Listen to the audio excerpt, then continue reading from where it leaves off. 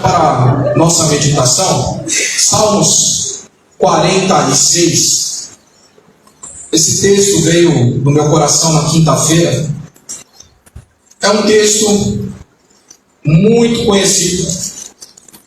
Porém, eu estava analisando, nós temos o costume de falar, determinado texto é muito conhecido.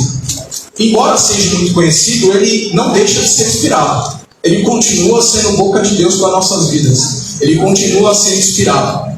Eu quero ler, você deixa a sua Bíblia aberta, com a rápida saudação. Nós temos um pregador e eu quero ser uma pessoa prudente, Eu prego muito fora também, irmãos. A pior coisa é quando você vai pregar numa igreja fora e aí alguém vai dar uma saudação antes da ministração da palavra, a pessoa fica 25 minutos, meia hora. Eu fico olhando assim e falo, essa pessoa não tem ética, E ela ainda fala, foi Deus que mandou falar. Não, Deus não mandou falar. Deus é um Deus de ordem e decência. Então tem que ser rápido. A palavra do Senhor, Salmos 46. Deus é o nosso refúgio e fortaleza, socorro bem presente na angústia. Deus é o teu refúgio. Deus é a tua fortaleza. Eu estava analisando, eu não sei se você já teve a curiosidade de você pesquisar as grandes fortalezas do período medieval. E havia fortalezas que eram consideradas fortalezas intransponíveis. Algumas dessas fortalezas, inclusive, ficavam em montanhas. E os inimigos faziam o seu ajuntamento com seus guerreiros, com o seu exército, e não conseguia invadir. Tanto assim é que Davi, quando ele derrota os jebuseus, ele toma aquela fortaleza para si. Porque Davi, que era um estrategista de guerra militar, ele entendeu, se eu tiver essa fortaleza, inimigo nenhum vai conseguir mais vencer os nossos exércitos. Hoje, a tua fortaleza é Deus.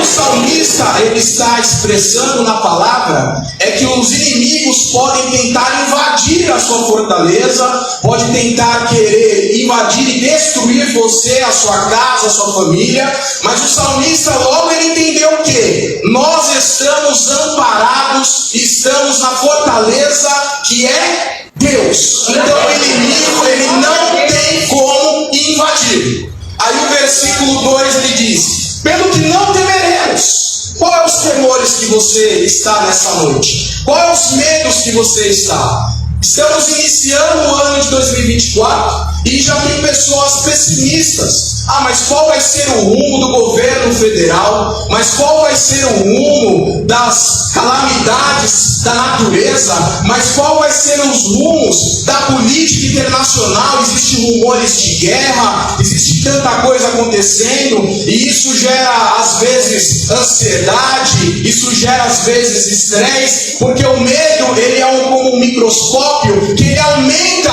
a dificuldade. A dificuldade às vezes não é nem desse tamanho todo que você imagina, mas por conta do medo parece que isso dá uma dimensão muito maior, parece que aumenta. Mas o salmista ele expressa: pelo que não temeremos. Então o que o Espírito Santo de Deus fala para nós nessa noite é: tire todo medo, não temas, porque quando nós estamos amparados em Deus, nós não temeremos. Diante do que ele fala? Ainda que a terra se mude, ainda que os montes se transportem para o meio dos mares. O que ele está falando? No meio do terremoto que chacoalhar a terra, que os montes caírem no meio do mar, que os montes se precipitarem no meio do mar, ainda no meio do terremoto, ele está dizendo: eu, o salmista, não temerei, porque Deus, ele continua sendo a minha fortaleza.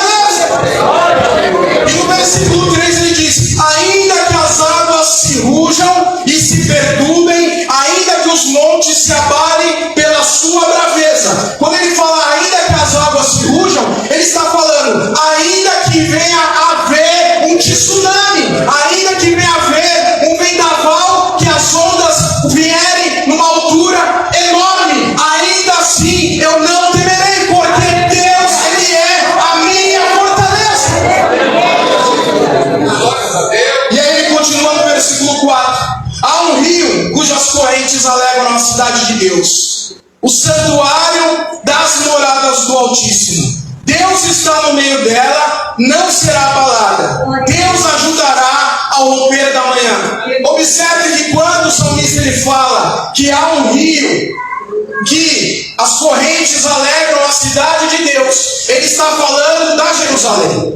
O salmista, quando ele fala e se expressa acerca da cidade de Deus, ele está falando de Jerusalém. Só que se você pegar a geografia bíblica, o mapa de geografia acerca de Jerusalém, não existe sequer um rio que passa no meio da cidade de Jerusalém. Então o que me faz entender? O salmista sabia que lá na Babilônia tinha o rio Eufrates, lá no Egito tinha o rio Nilo, as suas grandes metrópoles do mundo antigo tinha a sua cidade com rios, tinha o seu abastecimento de água. E quando se fala de água, nós dependemos da água. Água significa e simboliza a vida. Essas cidades tinham ali o seu rio. E Jerusalém? Jerusalém não precisava, porque o salmista fala: Deus está no meio dela. Deus é o próprio rio que transborda. Deus é o próprio rio que sacia a sede. Deus é o próprio rio que traz refrigério. Deus é o próprio rio que mantém a vida. Deus está dizendo para você: você acha que você está sedento, você acha que está no meio do deserto, que vai morrer de sede. Deus manda eu te dizer nessa noite: Ele é o rio que passa pela Jerusalém. Ele é o rio que passa pela congregação de Vila Medeiros. Ele é o rio que abastece a sua casa, a sua família. Existe vida, existe rio, existe refrigério para a sua alma, diz o Senhor. As nações se embraveceram, os reinos se moveram, ele levantou a sua voz e a terra se derreteu. O Senhor dos exércitos está conosco, o Deus de Jacó é o nosso refúgio. Vinde e contemplai as obras do Senhor, que desolações tem feito na terra. Aí o versículo 9 eu acho tremendo, eu acho muito forte, impactante, que ele diz: ele faz cessar as guerras até o fim da terra, quebra o arco, ele corta as lanças, ele queima os carros no fogo. O que o salmista está dizendo aqui? Qual era o material bélico que havia naqueles tempos? Qual eram as armas que os inimigos tinham? Os inimigos tinham arcos, os inimigos tinham flechas, os inimigos tinham lanças, os inimigos tinham carruagens que eram verdadeiros carros de guerra. Eles tinham todo esse material bélico. E quando o salmista ele olha para o povo de Deus talvez não tivesse todo esse armamento, talvez não tivesse armas suficientes, talvez não tivesse soldados suficientes, mas o salmista, inspirado por Deus, ele entendeu que nós, o povo de Deus, não precisamos de arcos, não precisamos de flechas, não precisamos de lanças, não precisamos de carros, porque o nosso Deus, que é varão de guerra, é general de guerra, ele pega os nossos inimigos e ele fala aqui: faça acabar com a guerra, eu quebro o arco, eu corto a lança, eu queimo o carro no fogo. O que ele está dizendo? Os inimigos que se levantam contra a sua vida, é Deus que vai pelejar. A palavra do Senhor nos diz, no livro de Êxodo, capítulo 14, versículo 14: e eu, o Senhor, pelejarei por vós e vos calareis.